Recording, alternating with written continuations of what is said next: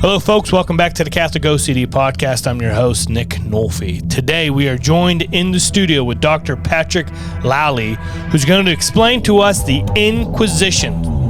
So, I hope you guys stay tuned, enjoy the show. This is the Catholic OCD Podcast.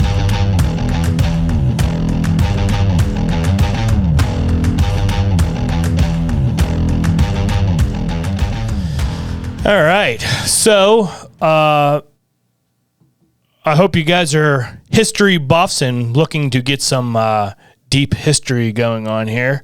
I go to St. Dominic's with Dr. Lally. So this is, should I call you Doctor or just Pat? Just call me Pat. Just call him Pat. So why don't you start off by telling us a little bit about yourself, what made you get interested in history, and what made you pursue a doctorate in medieval history, correct? Right, medieval history. Mm-hmm.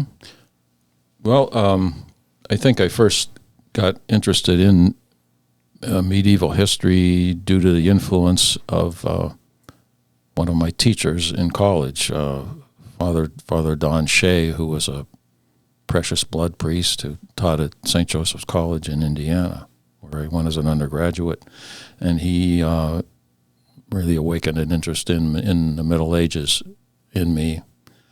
I went on from there to get a master's in history at Western Michigan University with a major area in medieval history, a minor in ancient, and took a few years off, spent some time in the service, and then went on to pursue a doctorate at the University of Chicago, which I finished, which took me many years to finish, but I finished a doctorate at the University of Chicago in medieval European history.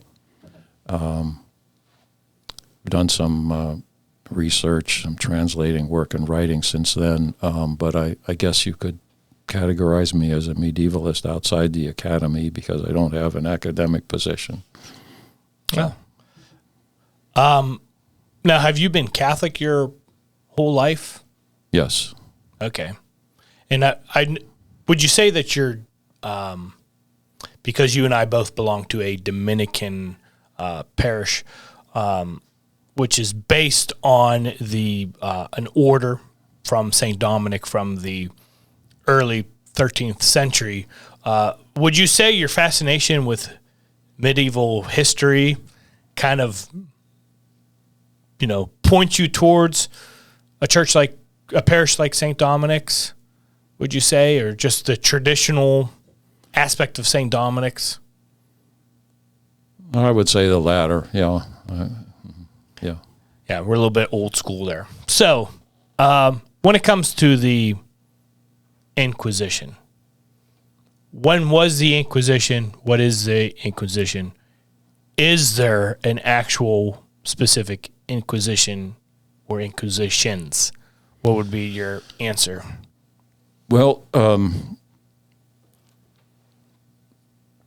it's important to realize that what most people think, it's sort of a popular image or a manufactured myth.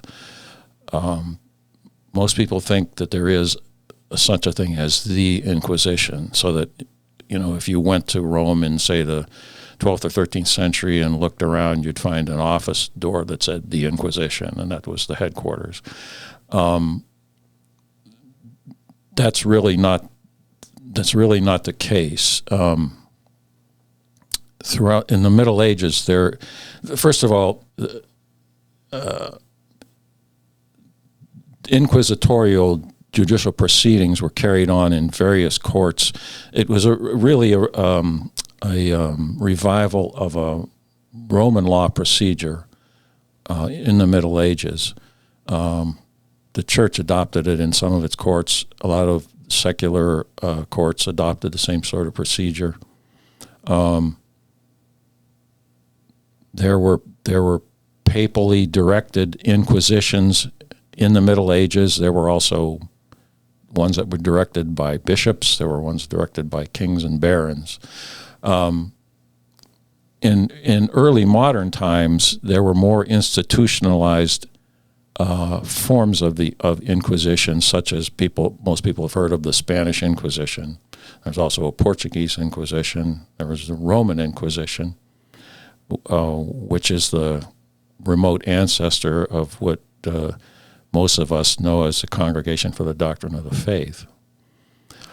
But again, there was never this centralized and centrally directed court that was out there suppressing dissent all over Europe.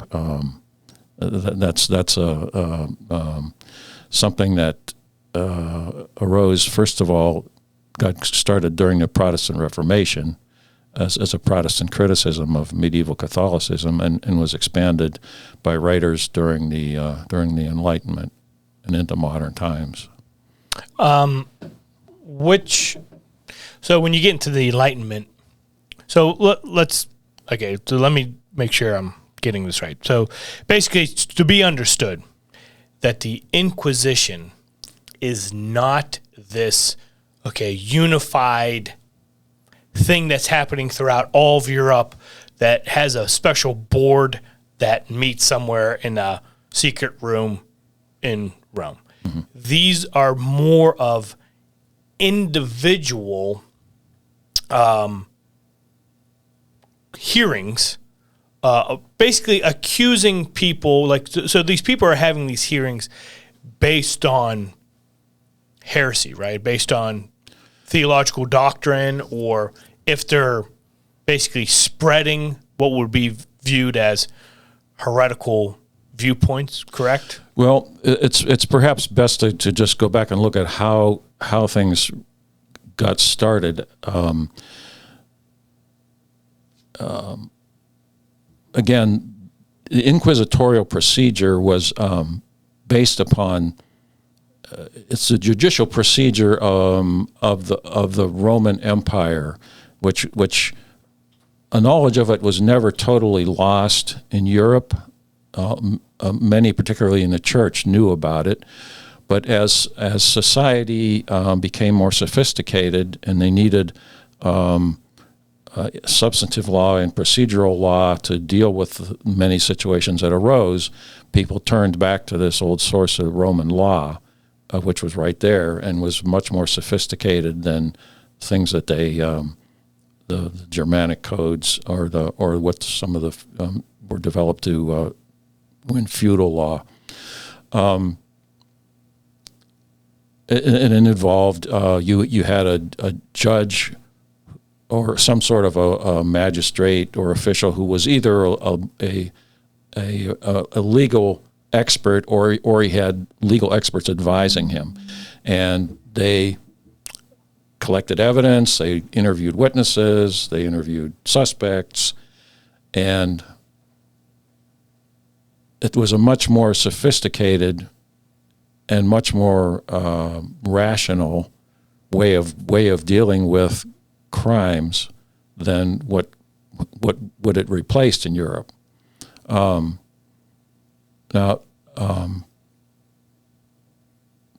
There's the history of how the church has dealt with dissent or heresy or problems in the church is a lot more complicated than many people think, and you have to remember that that Christianity started out itself as a forbidden society in the Roman Empire.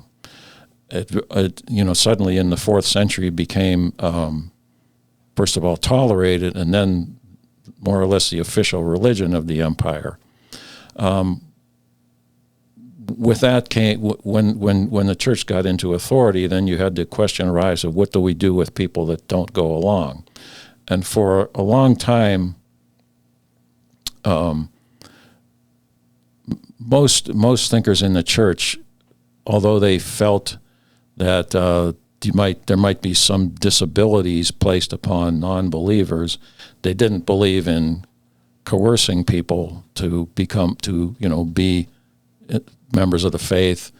And they certainly didn't believe in putting people to death if they weren't. Now, some of the secular authorities, even though they were Christian, went a lot farther than that, because basically you had some of the Christian emperors used really the same legal means that the emperors had once used against the Christians, turned and used it against either pagans or dissident movements within the church. But that was not something that was encouraged by many of the early leaders of the church.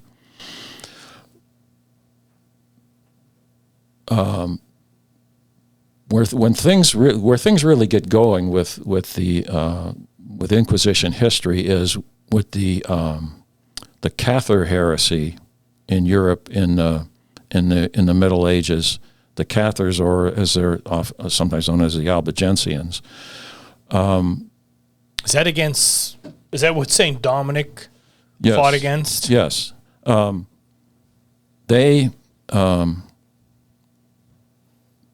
was a heresy, a dualist heresy with some sort of Gnostic tendencies as well.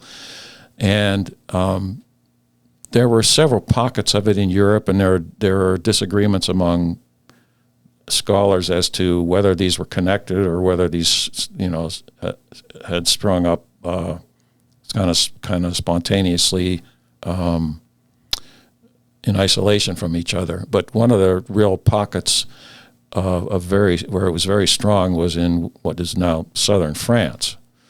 And one of the things about the Cathars, and one of the things that we need to understand why the church and other authorities took the attitude they did toward the Cathars, was the Cathars not only were dissenting against Catholic doctrine, Christian doctrine, the Orthodox doctrine, but they were in some respects a threat to this whole social order, because they would not take an oath. And that was the basis of the feudal structure, which was basically how Europe was governed in the 11th and 12th centuries when the Cathars were strong. The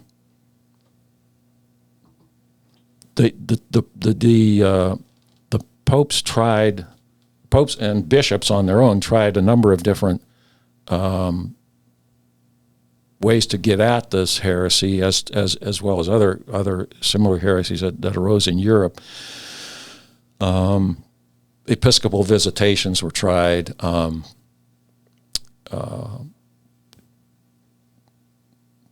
Debating with the heretics, and this is where Dominic comes in.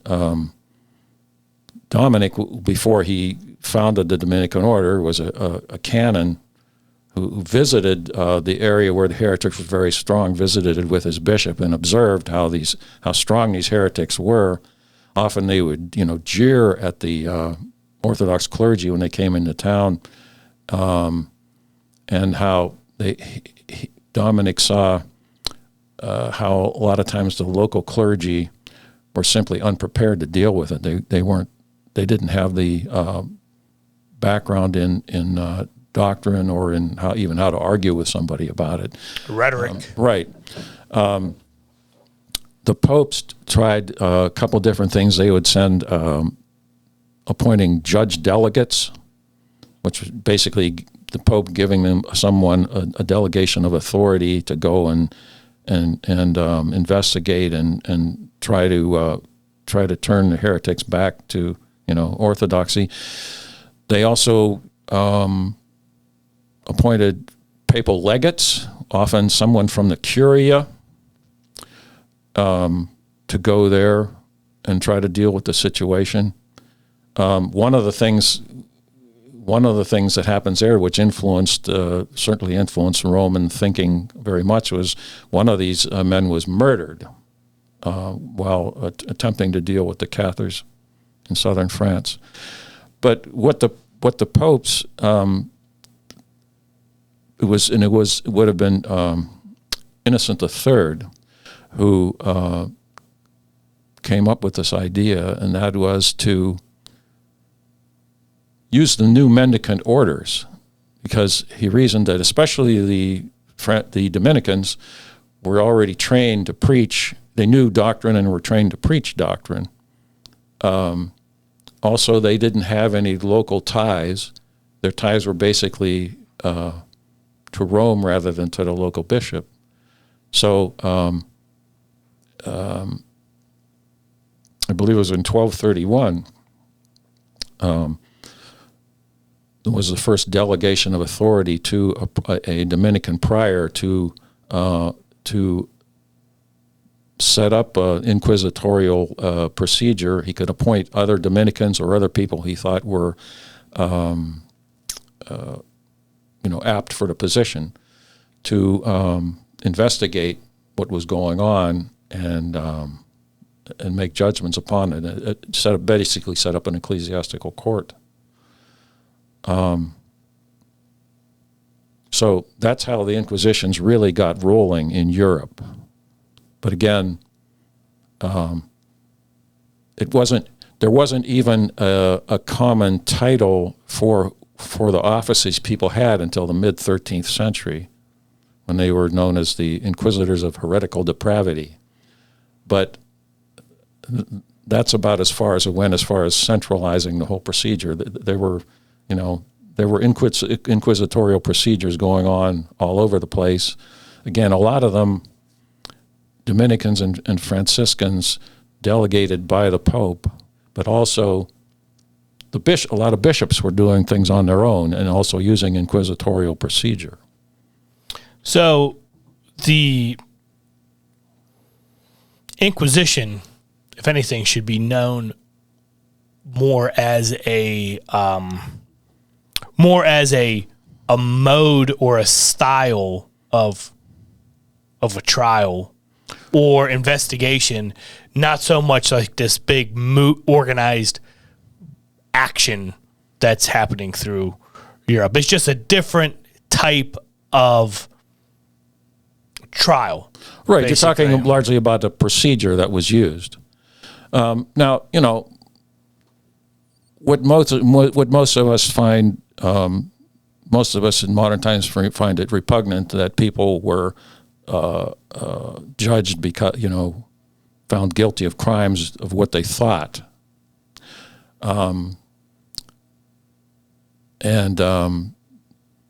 It's just important to remember that the argument for toleration is not one that was made a lot of the time by anybody. That if the Cathars had been on top, they would have been doing the same thing to the Catholics. Yeah. That's another part of the myth. It's often represented as though you had these authoritarians preying on some sort of people who were kind of like flower children, but that's not how things. That's not the way it was. Another thing is that the number of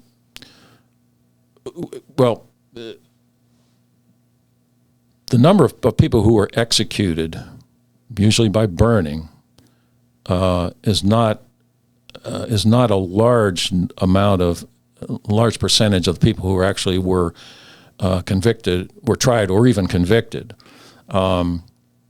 First of all, ecclesiastics could not shed blood. So what would usually happen in these, if a person were found guilty of heretical, of heresy, and that meant that you obstinately persisted in it despite being corrected, and you refused to recant or confess. If you were found guilty of that charge, then you were relaxed, as they would say, to the secular arm, which could inflict the death penalty, which was in normal cases for heresy was burning. But it's important to keep in mind that we know due to a lot of archives that people have investigated only in the recent decades that the number of people to which that happened was in many cases like 2%, 3%, 5% of people who were convicted of a crime in a particular area. A lot of people have heard the name Bernard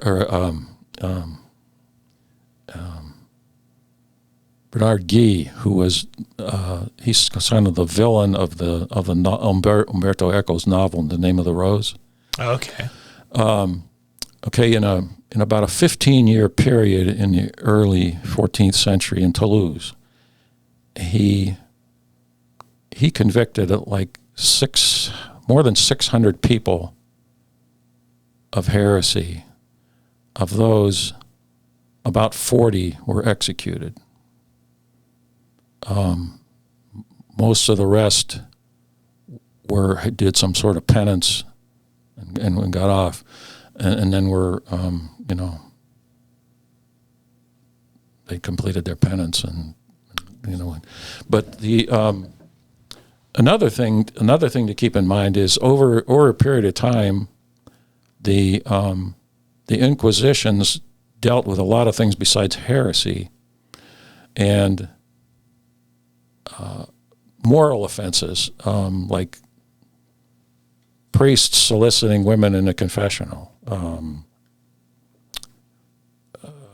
bigamy. Sometimes magic and sorcery, things like that. Those weren't things that normally drew the death penalty or even a consideration of the death penalty in the Middle Ages. And so over a span of time, most people who were dragged before the Inquisitions, they were either absolved of guilt. Many of them said, "Okay, I screwed up. I'll do my penance." Others were convicted of a crime, but they were given a penalty other than death. So it was a small percentage of people who actually were relaxed, as they say, to the secular arm to undergo the death penalty. So obviously, when we look at it from today's point of view, we get nervous about this idea of the thought police and, right, punishing somebody because of their beliefs. But, really the way heresy worked was this understanding that this isn't somebody who's just thinking something in their bedroom. This is somebody who's kind of proclaiming a false teaching. Now, and I'm not saying it's right, but one of the arguments would be, how many people could be tolerant of of being for the death penalty if somebody were to murder, one of your loved ones? We would obviously, there's many people who would say, yes, I want that person to be put to death. Part of the church's viewpoint was if you kill somebody's body, that's bad. But like Jesus says, don't fear the one who can destroy the body, but fear the one who can,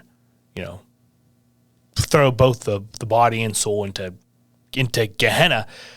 The idea is is it worse for somebody executed or somebody murdered one of your family members, or is it worse if they actually led one of your family members into heresy and then damned their eternal soul? This is part of the reason of why the church viewed heresy so bad. It also should be understood, I think, that living in America today, we live among so many different beliefs that to many people, truth is just relative, but it's not really this way. In during the medieval time period, if you have more of a unified faith, you would say. So then when somebody's saying something that's against the church, it's against the church. We don't really, it's hard to live with that mind frame today of one unified church and then everybody else is just heretics, because we have so many different denominations outside of the Catholic faith. But I've heard it said before that during some of these inquisitions that people could appeal. Some people had the choice to appeal towards the civil authorities for trial or to appeal to the ecclesiastical or like the church authorities for trial, and that the vast majority of people would choose to go to the church to be tried just because of the more merciful outcome. Is that true? Or well, it's in general true that one of the things that comes up over and over again in the medieval and early modern times is that you have oftentimes in the Middle Ages, there's often confused jurisdiction about who's actually supposed to, because of the feudal nature of Europe and the way Europe was governed at the time, often battles over who's supposed to have jurisdiction over this or that. But something you see over and over again on the secular side is the church courts are too lenient. That's you hear that all the time.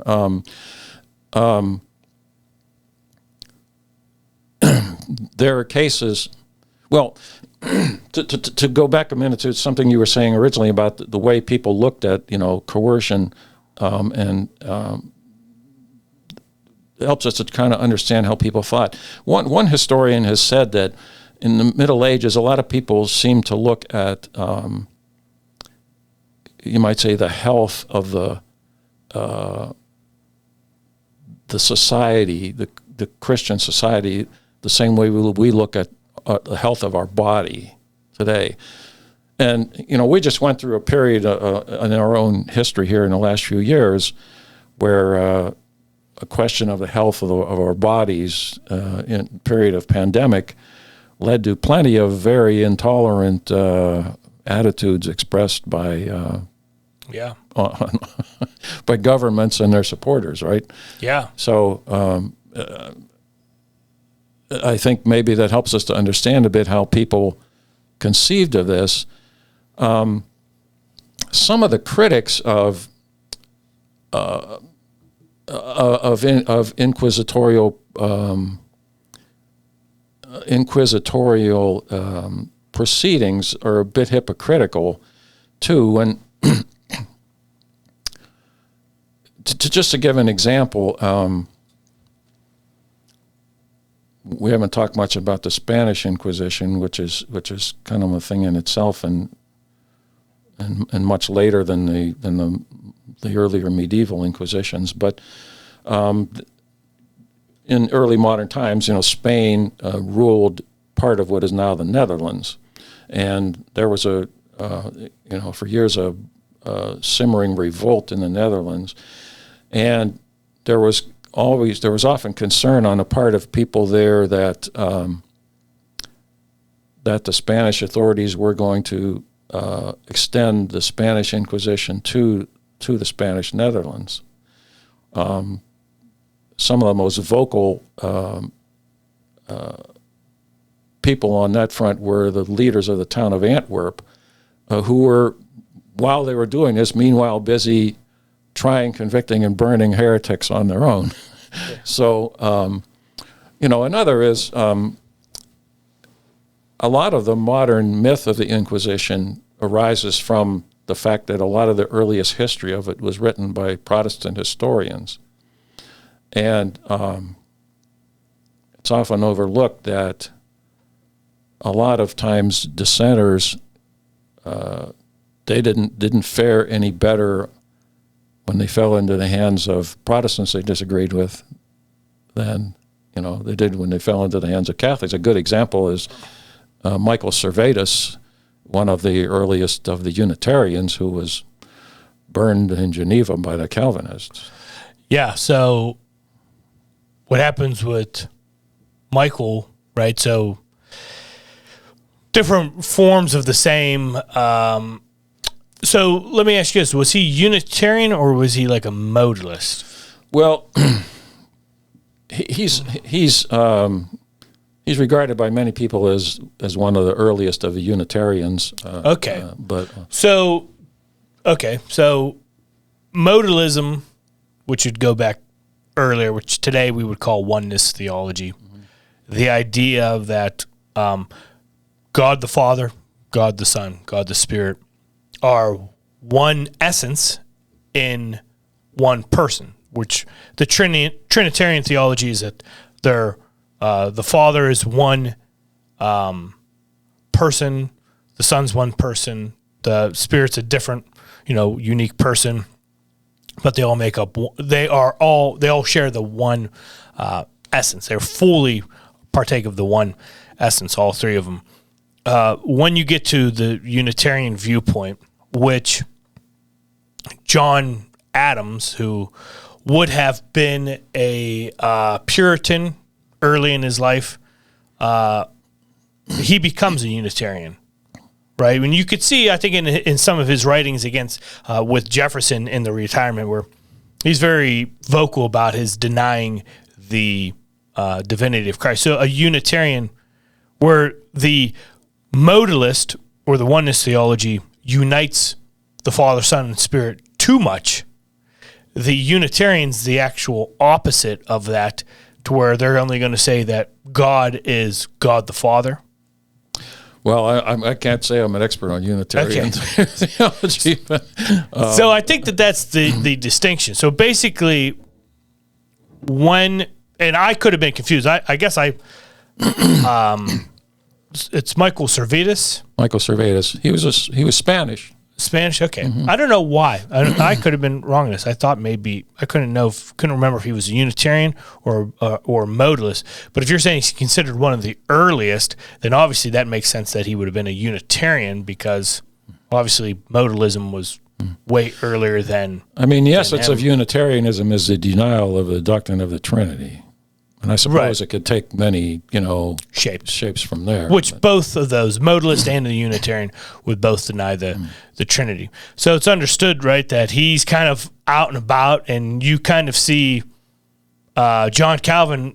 I heard it said that he actually writes and is in, writing to actually even Catholics, saying, listen, I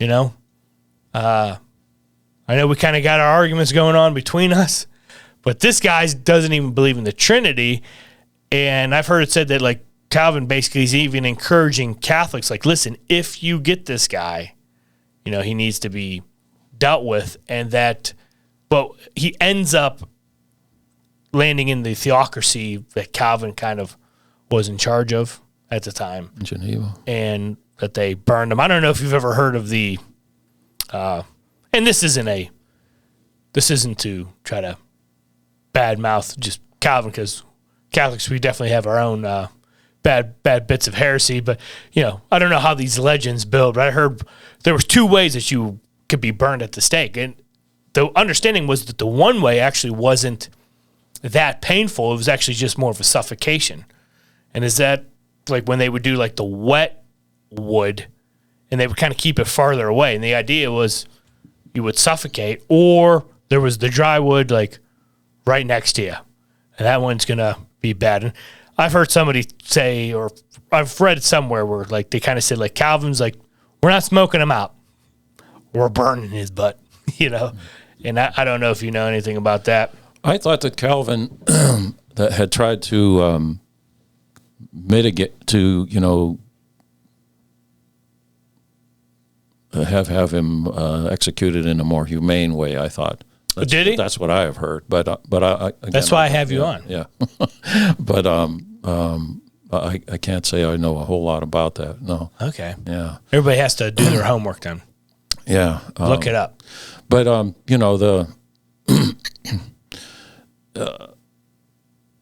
we talked a little bit about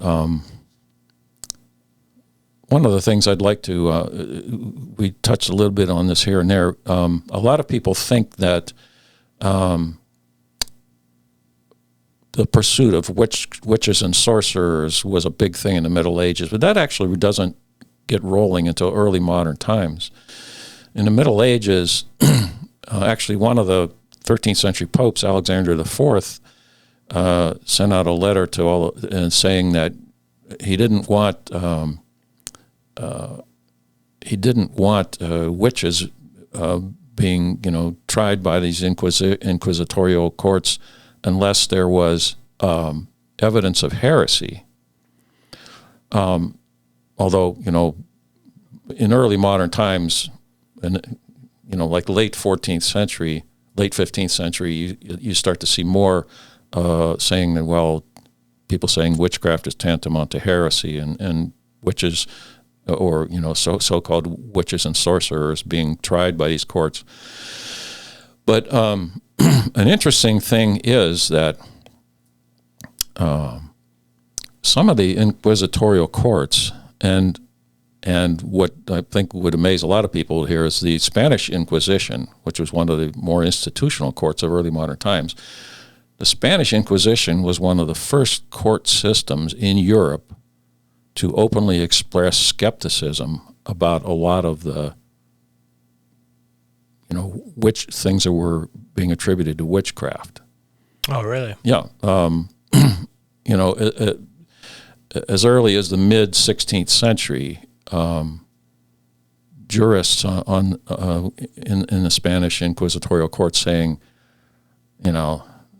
this is it's pretty. When you look at when people have actually looked at the archives and seen what went on in these courts when witches were brought in, they often showed an amazing insight into human psychology, mass hysteria, the power of suggestion. They were also very well aware that many of these people were poorly catechized, or sometimes not very intelligent. Yeah, they were much more lenient than anybody had ever thought. In fact, a historian by the name of Henry Kamen has written a lot about the Spanish Inquisition. He has said that actually the Spanish Inquisition probably saved Spain from a lot of the witch hysteria that gripped some other parts of Europe. Now, when would we get into the Salem witch trials? Well, the Salem witch trial, 1692, really that's pretty late compared to this stuff. But that's really fits right into the time period when a lot of this was going on in Europe. I think the last trial for witchcraft in Europe was early in the 18th century in France. But speaking of France, some of the most bloodthirsty courts in pursuing witches in early modern history in Europe were secular courts in France, not ecclesiastical courts. Really? Yeah. Wow. Yeah. I think that sometimes we have to remember that when you have the civil authorities trying people for heresy, sometimes it's just about you just want to keep peace. Right. So we get into this argument with, let's say, Constantine. Was Constantine a Christian? I'm being honest with you. I don't know. I don't know. I think that there's evidence to me that I think he could have been a Christian. I believe Eusebius is kind of convinced that in the privacy of his own discussions with Constantine, that Constantine truly saw that vision of Christ. And, was Constantine, did he die as a friend or foe of Trinitarian theology? I don't know. But why is it that Constantine calls together the Council of Nicaea? I don't think it was he was just really concerned theologically. I think that he's trying to keep peace. We look at what happens in our country today. Cops versus the Black Lives Matter movement. You could be somebody in Now, I believe we live in a society today where sometimes our government actually encourages the chaos instead of actually trying to calm it down. But the idea was this unified faith, unified understanding. So many times you can have civil authorities who are people of power. They might not even really, to be frank, they might not even give a crap about theology, but they want to keep order. And if you're this new heretical sect, it's not that they care about the soul or eternity. It's just they care about peace in their region. We have to understand it wasn't, I think that this had a lot to do with the whole, with these trials that goes on a lot. Well, one of the things that we see frequently throughout that history, going back to late Imperial Roman times and through the Middle Ages and early modern times, is they're one of the things that even a lot of secular historians who've studied this phenomenon will point out that one of the different things about the ecclesiastical courts, which looked at heresy and moral deviancies, moral failings, was the pastoral aspect. Their primary goal was to save a soul. Yeah. And in a sense, when they relaxed someone to the secular arm, that was kind of admitting failure. We failed to save this person.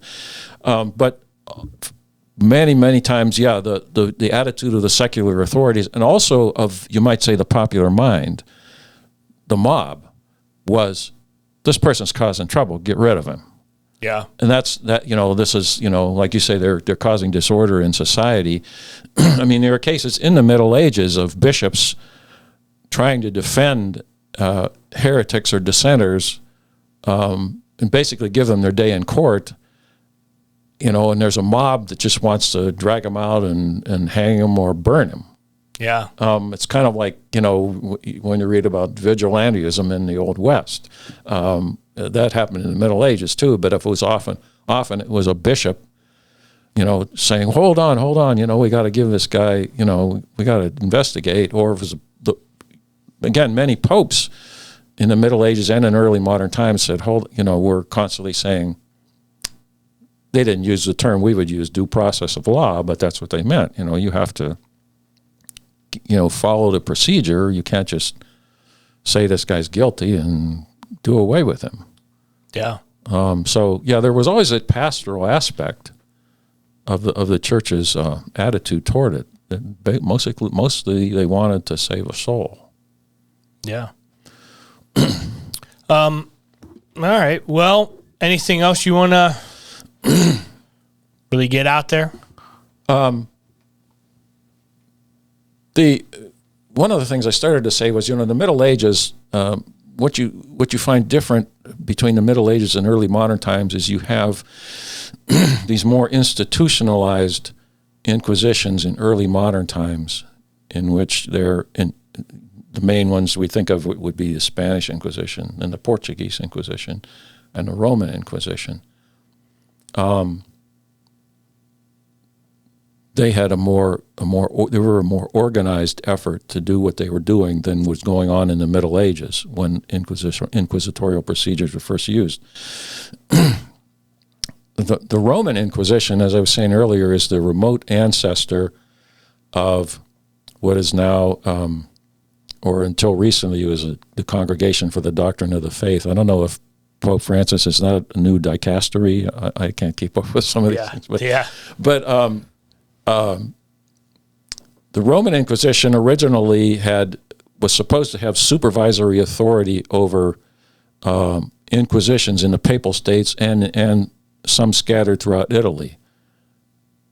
Through its whole history, it seldom was able to successfully assert that authority because a lot of local bishops wouldn't go along. They thought it was a threat to their jurisdiction. The city of Venice, for instance, had its own inquisition and said, we're doing fine without you, thank you. gradually had just a supervisory role in papal states. It was when during the Napoleonic Wars, Napoleon had his commander in Rome send all the records of the Roman Inquisition to France, and a lot of them completely dispersed, and many of them lost, which is one of the problems with writing a history of the Roman Inquisition. Some of them somehow ended up in Trinity College Library in Dublin. I'm not sure how that happened, but many of them were simply lost. But it became known as in I believe it was 1908. Pius X renamed it the Holy Office, and then Paul VI in the 60s called it the Congregation for the Doctrine of the Faith. And an interesting and somewhat humorous thing that people have pointed out is it had it went from having how it ended up is with having a worldwide authority, a worldwide jurisdiction, but not really that much ability to do anything about, nowadays the prefect might be sending out, letters to this person or that person, but how many people are paying attention, I don't know. But at one time, the Roman Inquisition had this supervisory authority throughout the Italian peninsula and especially in the Papal States. Yeah. So that's some kind of little of the history of what we now call the congregation or dicastery of the... Whatever it's called now. Whatever it's called. Well,